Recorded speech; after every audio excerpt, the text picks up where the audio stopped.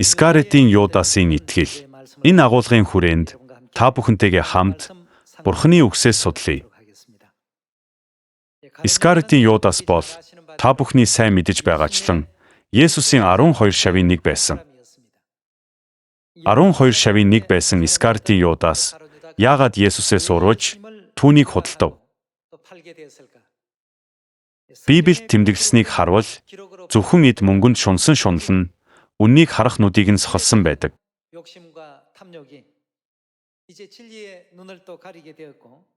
Эцэст нь Есүс түүний тухай тэр хүн төрөөгүй байсан бол дээр байхсан хэмээн гэрчилсэн байдаг.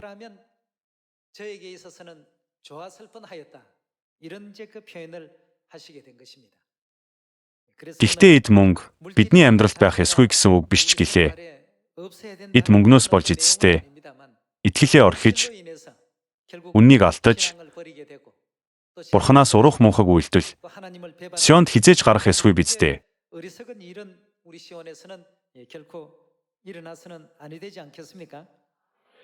1-р Тимот 6 дугаар бүлгийн 7 дугаар ишлэлийг хамтдаа харцгаая.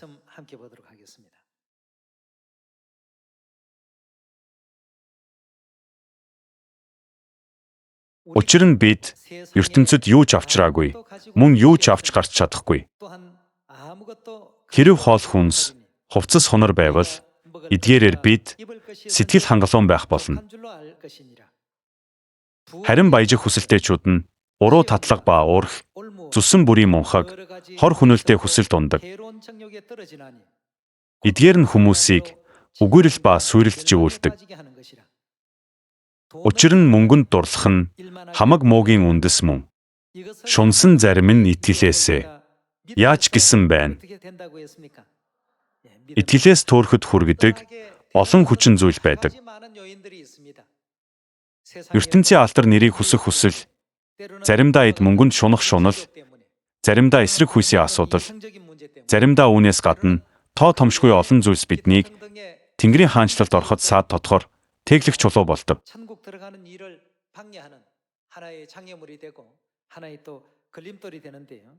Искариотын Юдастай хамгийн нэгт холбоотой зүйл бол мөнгө гэж хэлж болно. Учир нь мөнгөнд дурлах нь хамаг муугийн үндэс мөн. Шунсан зарим нь итгэлээсээ туурч, түмэн зовлонгоор өөрсдийгөө сүлбижээ. Тэгвэл бид яах ёстой вэ? 11-р ишлэлээс харъя. Харин Бурхны хүн чи энэ бүгдээс зөвхт байдал, итгэл сүсэг, итгэл, хайр, тэвчээр ба дүлгүүн занг мушиг. Итгэлийн сайн тэмцлэр тэмц. Мөн хамиг зуур. Чи үүнд дуудагдсан бөгөөд олон гэрчийн өмнө сайн гэрчлэл хийсэн. Библиэд ингэж айлтаж байна. Бид чухам яавал мөнхийн Тэнгэрийн хаанчлал буцаж чадах юм бол бид яавал толбоогүй, уусвгүйгээр Бурхны өмнө зогсож чадах бол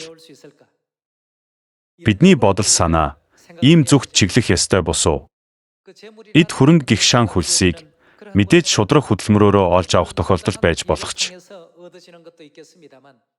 шудраг бус аргаар олж авах тоо томшгүй олон уурх бидний өмнө тулгарч мэдэх юм.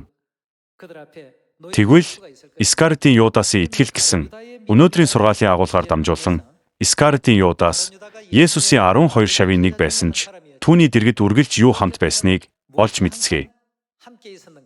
Иохан 12 дугаар бүлгийн 1-р ишлэлээс уншъя.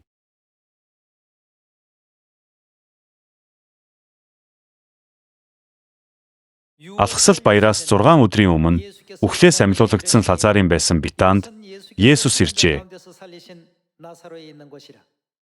Тэнд Есүс зоог бэлдэж, Марта үйлчилж байсан ба Есүстэй хамт тухлан суугчдын нэг нь Лазар байлаа.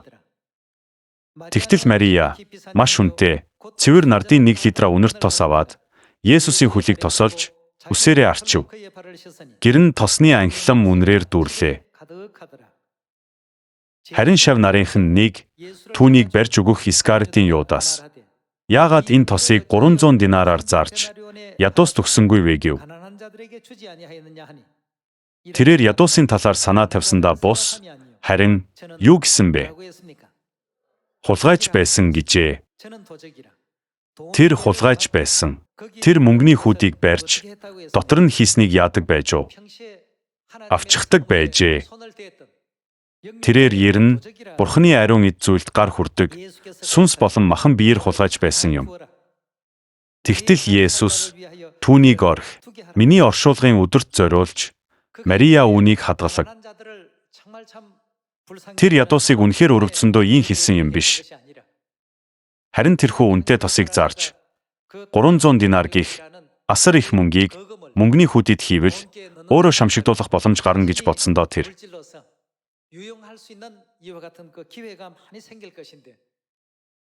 Гэтэл үнэрт тосыг зарлгүй, харин хагалж, Есүсийн төлөө ашигласанд тэр төвчж чадаагүй хэрэг. Гэр бүлүүдээ өнөөдөр бид мөнгөний уутыг хариуцаж байсан Искариотын Юдасын байр суурнаас харахад урх хизээд хаан байдаг байх нь уу? Хизээд ойрхон байгаа зүйлээс үүсдэг. Искариотын Юдасын хувьд мөнгөний хүүдийг хариуцаж явахдаа тэндээс байнга нууцаар авчихдаг байв. Тиймээс л Библиэд түүнийг тэр хулгайч байсан гэж илчилж байгаа биш үү? Искариотын Юдас Тэнгэрийн хаанчлал руу биш, үрдийн там руу явхаас өөр аргагүй байдалд орсон юм. Аливаа уурх, мих, үргэлж ойр байдаг, ойроос урхиддаг. Адам Евагийн түүхээс харахад ч Ева сайн муугийн жимсний ойр хавьяар сэлгүүцэж байгаад сатаны михэнд орсон байдаг. Хүнсэнд сайн, нүд булаам, ухаан тэлмээр, хорхой хүрмээр сайхан харагджээ гэж бий. Үнэндээ бүх уурх бидний ойр орчмоос лүсэлтэй байдаг юм. Гэвч иймэрхүү урагталт учрахад үрдийн тамыг сонгох уу, эсвэл Тэнгэрийн хаанчлалыг сонгох уу гэдгээс хамаарч бидний мөнхийн хувь тавилан хормын дотор л шийдэгддэг. Гэр бүлүүдээ бүх зүйлд шалтгаангүй үр дүн гэж байдаггүй. Тийм байхаа. Тиймээс бүгдээрээ Бурхны үг, зарлиг, хууль, тушаалыг ивэлтэйгээр сайн сахин биелүүлээд Тэнгэрийн хаанчлалд хүрэх учиртай юм. Иохан 13 дугаар бүлгийн 21-р ишлэлийг уншъя.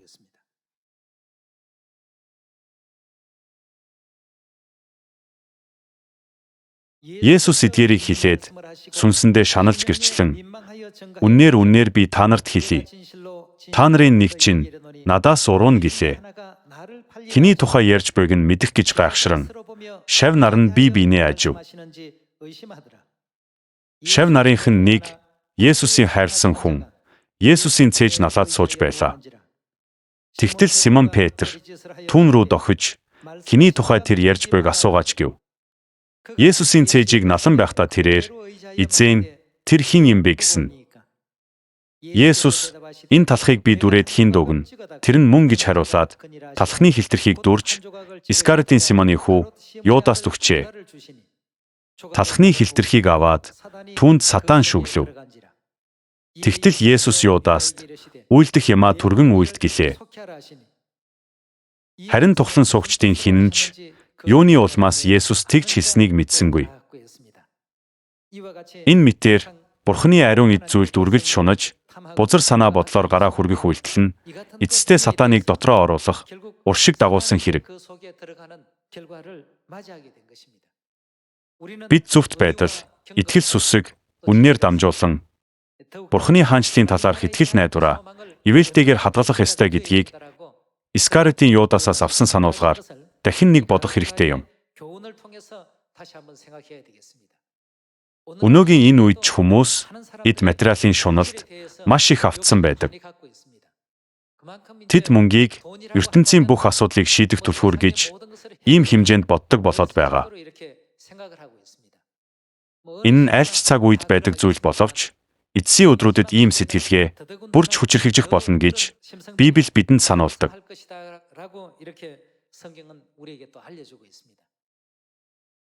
Ийм үед бид Бурхны өмнө илүү ариун, итгэл сүсэгтэй байж, Бурхны хүсэл юу вэ гэж өдөр бүр боддог байх ёстой юм.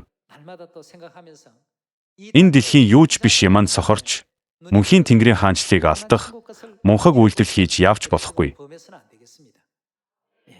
Хэрв Есүсийн дэргэд байсан Искариотын Юдас, Петр, Иохан, Яаков нар шиг итгэлээ эцсээ хүртэл цэвэр ариун зөв шударгаар хадгалсан бол өнөөдөр Тэнгэрийн оронд Есүстэй хамт ямар их баяр хөөртэй амьдарч байх байсан бол.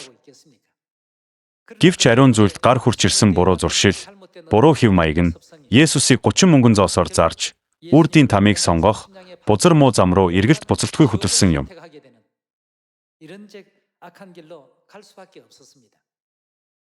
Гэр бүлүүдээ Бурхан хүн юу тарснаа л хурааж авдаг гэж айлтсан. Эцсийн дүндээ түүний өдөр тутмын бодол санаа, итгэл, оюун ухаан нь Бурханы хаанчлалд нийцэхгүй байсны үр дүн биз дээ. Тэгээд эцэст нь түүн дотор ямар сүнс орсон гэж Библиэд байдаг вэ? Иохан 13 дугаар бүлэгт түүнд Сатан шүглэв гэсэн байдаг. Сатан түүн рүү ормогц, тэр Есүсийг хүнөөхийг санаархаж байсан. Хорон санаатнуудтай нийлсэн. Матай 26 дугаар бүлгийн 12 дугаар ишлэлийг хамтдаа харцгаая.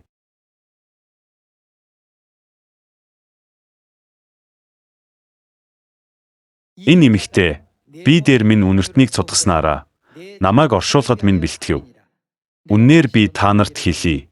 Энэхүү сайн мэдээ ертөнцийн хаач тунхаглагдсан энэ эмэгтэйг дурсаж үйлс нь яригдах болно гэлээ.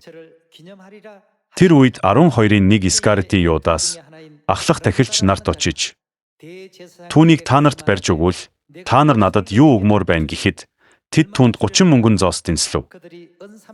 Тэр мөчөөс эхлэн Есүсийг барьж өгөх аятай завшааныг тэрээр эрэлхийлж эхлэв. Ийхүү Искариотын Юдас Есүсийн тунхаглаж явсан сайн мэдээнд байнга саад болж гүтгэж байсан хүмүүстэй нийлж Есүсийг цовдлуулахар шийддэг. Тэд бол дэлхий дээр хуурам мэхлэх ажлаа үргэлжлүүлж буй Тэнгэрээс ирсэн муу ерийн сүнснүүд байв. Матай 27 дугаар бүлгийн 1-р ишлэлээс харцгаая.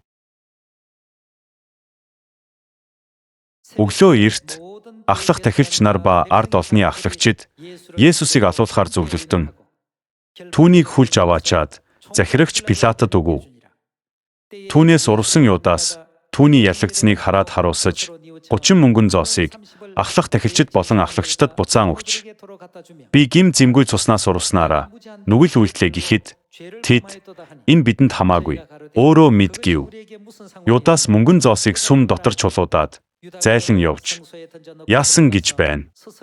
Өөрийгөө дүүжилжээ. Ахлах тахилч нар мөнгөн зоосыг авч энэ нь цусны үн тул үүнийг сүмийн эрдэнсийн санд хийх нь яс бус юм гэв. Тэд зөвлөлдөөд тэр мөнгөөр ваарчны талбайг худалдан авч гадныхныг тавьдаг газар болгов.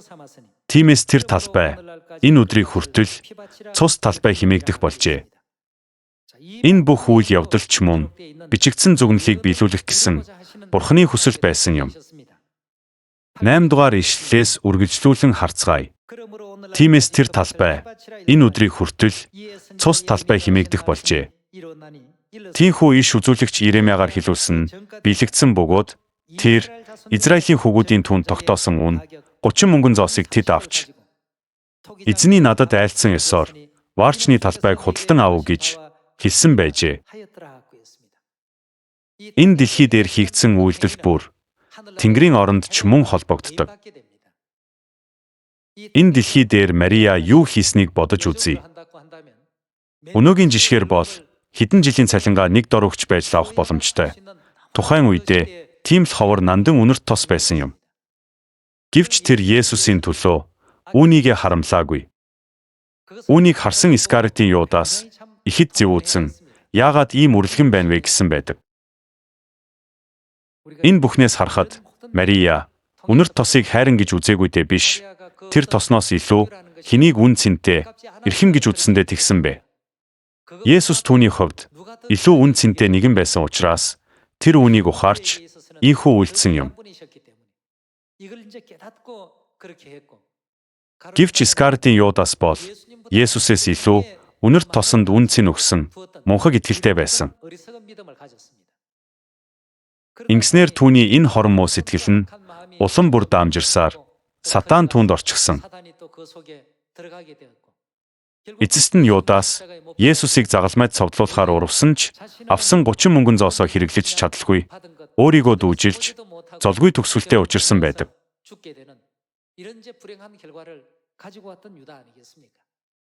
Есүсийг бэлгэддэг Давидын үед ч үүнтэй яг ижилхэн зүгнэл байдаг. Тэр үйл явдлыг 2 дугаар Самуэль 17 дугаар бүлгээс хамтдаа судлая. 22 дугаар ишлэлийг хамтдаа уншийе.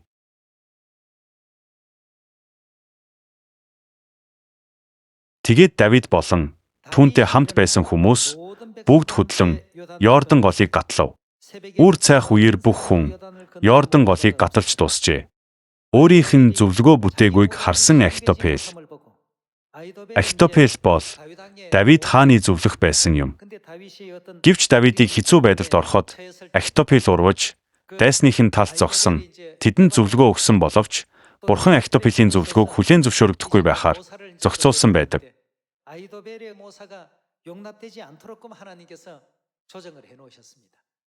Эсвэргээрээ Ахитофелийн үгнээс илүү Хушай гэдэг хүний үгийг сонсохоор болгосон. Илчгээ имээллэн төрлөх хот руугаа явж, гэртээ буцаж ирээд, гэрийнхэндээ захиас орхин, өөрийгөө дүүжилж өгсөнд эцгийнх нь булшинд тавив. Есүсийн дэргэд Искариотын Юдас байсан шиг, Давидын дэргэд Ахитофел байжээ. Ахитофел Давидын дайсны талд зогсож, арга мэх зааж өгсөн ч, эцэст нь өөрийнх нь санал хүлээн зөвшөөрөгдөөгүй хараад, төрлөх хот руугаа буцаж очин, өөрийгөө дүүжилж өгдөг. Давид нь Есүсийг бэлгэдэж, Ахитофел нь Искариотын Юдасыг бэлгэдсэн энэ зүгнэлийг бид Библиэс харж болох юм.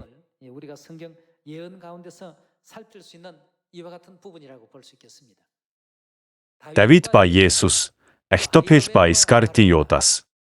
Хуучин гэрээнд зүгнсэн байсан үйл явдлууд шин гэрээнд ийхүү бүгд биелэгдэж дээ гэдгийг бид дахин баталж болох нь. Энэ дэлхий дээр болж буй бүх зүйл эцэстээ Тэнгэрийн оронд ч мөн адил биелэгддэг. Бүх зүйл тэр хിവэрэ биелдэг тул бид хэлэх ганц үг, хийх ганц үйлдэлтэд анхаарч, итгэлийн амьдралдаа Бурханд яруу алтар өргөж чадаагүй бүхнээ хурдан гимшиж, буруугаа ойлгоод Бурханы тааламжид хүслийн дагуу амьдардаг байх ёстой юм шүү.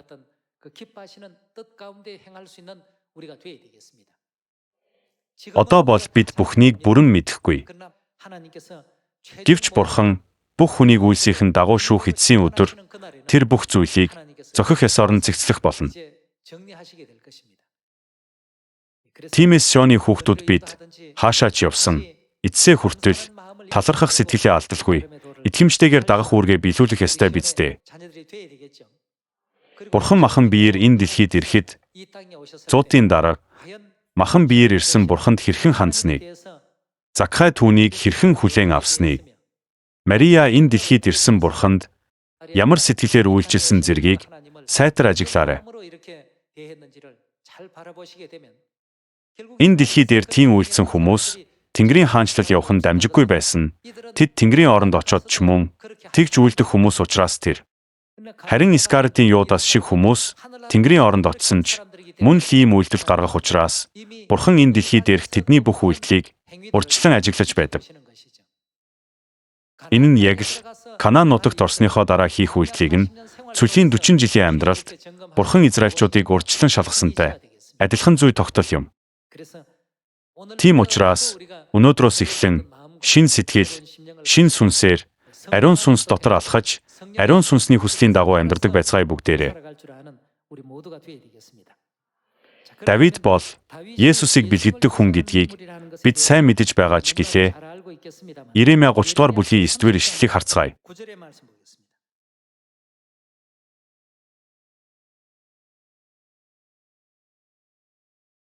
Харин тэд Бурхан эзэндээ мөн тэдний төлөө миний босгох хаан Давиддаа үйлчилнэ. Тэгвэл энэ зүгнэлийн Давид нь эцсийн дундээ шин гэрээний хэнийг хилдэг гэлээ. Давид бол Есүсийг бэлгэддэг гэдгийг бид бүгд сурсан. Тэгвэл Давидын дэргэд Ахитофел байсан шиг Есүсийн дэргэд хэн байсан бэ? Искариотын Юдас байсан. Иохан 13 дугаар бүлгийн 7 дугаар ишлэлийг харъя.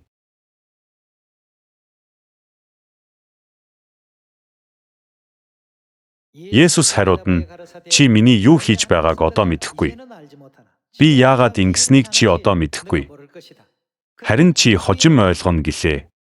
Петр түүнд та миний хөлийг хизээж угаахгүй шүү гэсэнд Есүс би чамайг угаахгүй бол надтай гихв чамд үгүй болно гэлээ. Тэгтэл Симон Петр түүнд эзэн зөвхөн хөлийг минь биш бас гар толгойг минь угаагаач гэж хэлв. Есүс усанд орсон нэг нь хөлнөөсөө бусдыг угаах хэрэггүй. Тэгээд ч бүхэлдээ цэвэр байна. Та нар цэвэр байна. Гэхдээ бүгдээрээ биш шүү гэлээ. Есүс өөрийг нь барьж өгөх нэгнийг яасан гэсэн бэ? Мэдэж байсан тул. Тиймээс тэр бол хулгайч. Тэр диавол гэж хэлсэн байдаг.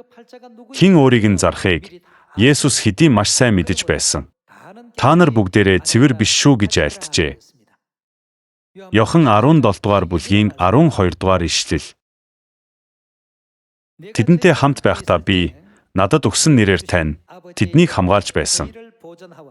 Би тэднийг харгалзсан бөгөөд мөхлийн хүүгээс өөр тэдний нэгэн ч мөхөв.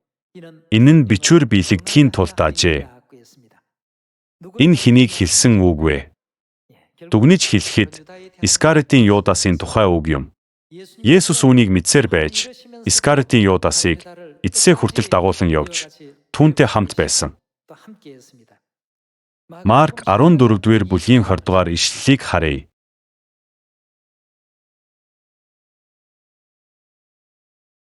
Есүс тэдэнд 12-ын 1 тавганд надтай гар талах дүрж байгаа нь мөн. Хүний хүү өөрийнх нь тухай бичигдсэнчлэн явна. Харин хүний хүүг бариулах тэр хүн золгүй. Тэр хүн төрөөгүй байсан бол дээр байхсан гэлээ. Искариотын Юдасын талаарх Есүсийн бодол санаа ийм байсан. Тэрээр бусад юмнаас илүү эд зүйлийн тал дээр сул талтай байв. Бурханаас илүү мөнгийг чухалчилдаг энэ сэтгэлгээ нь эцэстээ Есүсийг 30 мөнгөн зоосоор худалдах хүн болоход хүргэсэн байгаа юм. 2000 жилийн өмнө Есүсийн үед болсон ийм бузар муу үеийн тэргүүн зогсож байсан хүний тухай тэмдэглэлийг бид одоо харж байна.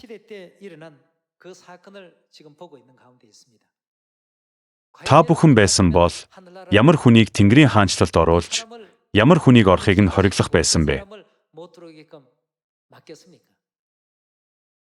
Хэрцгий балмад дээрэмчин танай гэрийн үдийг тогшоод хаалгаа нэ би оръё гэвэл яах вэ? Хулгайч ирээд тогшвол яах вэ? Садар самуун явдалтай нэгэн ирвэл яах вэ? Мэдээж хаалгаа нээж өгөхгүй. Тэнгэрийн хаанчлалын хаалгач мөн ялгаагүй. Энэ газар дээр хийсэн зүйл Тэнгэрийн орондч яг тэр хിവэрээ үйлдэгдэн гэсэн байдаг. Тиймээс бид Тэнгэрийн хаанчлалд ямар байр суурьтай, ямар хүү байхыг хүсэж байна вэ гэдэг нь энэ дэлхий дээрх амьдралаар бараг шийдэгддэг юм. Тийм учраас бид итгэлийн амьдралаа зөв авч явах ёстой. Канаан нутгийн амьдралыг эхлээд бодхоос илүү цөлийн амьдралд хэрхэн амьдрах вэ гэдгээ төрүүлээд бодвол цүлд ямар ч бэрхшээл тулгарсан Бурханд талархах болно. Хэрв хэн нэг нь цөлийн 40 жилийн зам тулахдаа Бурханыг марталгүй түүнд яруу алдар өргөж явсан бол тэр хүн Канаан нутагт гарцаагүй орно. Йошуа Калеб 2 тийм байгаагүй гэж үү? Учир нь тийм хүмүүс Канаан нутагт орсныхоо дараач Бурханд яруу алдар өргөн гэдгийг Бурхан мэдэж байсан. Загвар ба сүүдэр болсон энэ ертөнцид Бурханыг эсэргүүцэж, гомдлож, талархдаг ч үгүй өгсөн ивэлийг нь хуучин гутал хаягтай адил хаяж үннийг хог мэд үздэг хүмүүсийг Тэнгэрийн хаанчлалд оруулбал тэд Тэнгэрийн хаанчлалд үймэн самуун дэгдэхл хүмүүс байхаас цаашгүй юм. Тиймээс л Бурхан юу гэж айлтсан билээ? Илчлэл 21-р бүлгийн 23 дугаар ишлэлийн үгнээс харъя.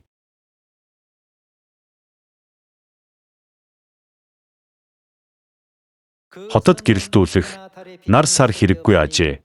Учир нь Бурханы цог жавхлан түүнийг гэрэлтүүлэх бөгөөд дэнлүү нь хураг байлаа. Үндэстнүүд тэр гэрлээр алхацгааж газрын хаад тийшээ алдраа авчирна. Хотын хаалганууд өдөр хизээж хаагдахгүй. Учир нь тэнд шүн гэж үгүй.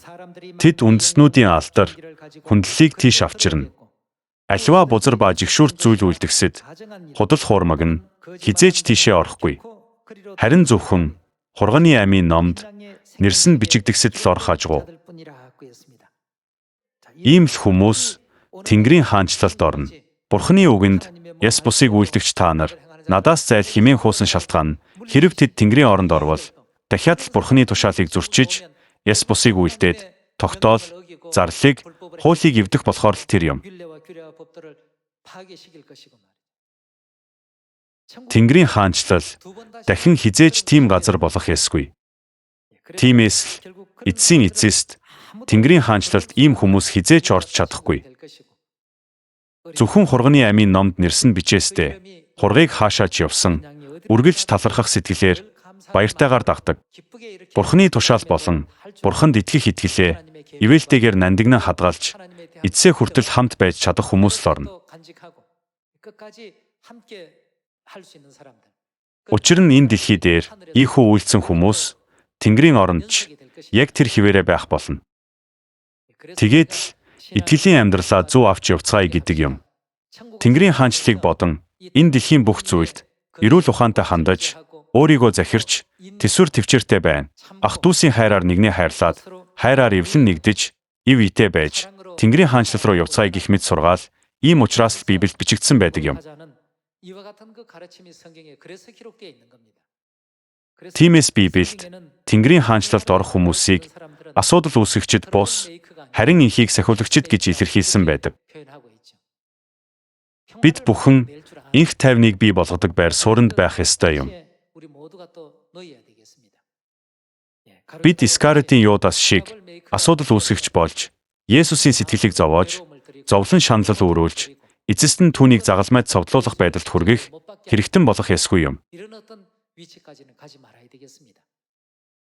Иймэрхүү үйл явдал хуучин гэрээний Аханы түүхэнд ч байдаг шүү дээ. Энэ явдал Канаан нутагт орох анхны хот болох Ирихог эзэлсний дараахан болсон байдаг. Зүрх сэтгэлтэй эд материалын шунал, эдийн шунал хүсэлгүй хүн гэж байхгүй байх. Гэхдээ тэр хүсэл нь Тэнгэрийн хаанчлалтай харьцуулахад илүү том байх юм бол Искариотын Юдас шиг асуудал үүсдэг юм. Искариотын Юдас Бурханаас илүү эд мөнгө их бодсон учраас Бурханыг загалмайд цовдлох ажилд оролцохоос ч буцаагүй. Энэ бүхнийг сайтар тунгааж, зөвхөн Тэнгэрийн хаанчлалыг зорж урагшилдаг хүүхдүүд байцгаая гэж бүгдэд нь захиад үгээ өндөрлөе. Баярлалаа.